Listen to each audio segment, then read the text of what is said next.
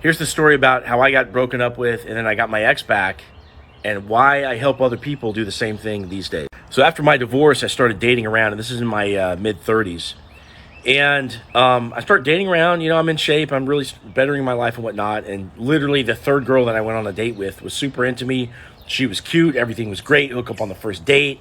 And lo and behold, find myself in a relationship with her. Well, fast forward a year and a half later, and we live together, and she works night shift at Amazon, and I'm taking care of her kids at night because I work during the day, and reading them stories, making them dinner, like all the nighttime stuff, right? Doing that solo.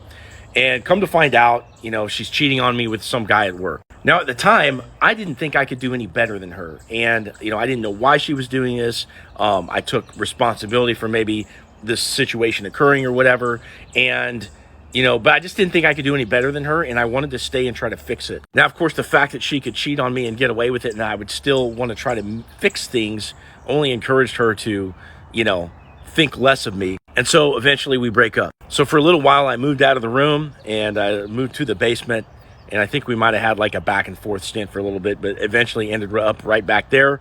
And ultimately I had to move out of the house because I realized that there was no way I could really I couldn't do a good, strong no contact, being in the same place as her. And eventually I needed to move out. So in my mid 30s, I moved into my parents' basement. And at this time, I'm studying all kinds of dating advice because I want to try to get her back. I'm still depressed, I'm hurt, and I want my person back. So I went into a strict no contact after about a month or so. And eventually she came back around. She texted me. And at that time, I knew what to do. I knew how to handle the texting process and whatnot. And eventually we get out on a date. Now, this first date after we broke up was one of the hardest things I've ever had to do. And the reason why is because in her eyes, she's just treating it as like a first date with a brand new guy. She's just out to have fun. And for me, it's like, I want to reconnect with my partner.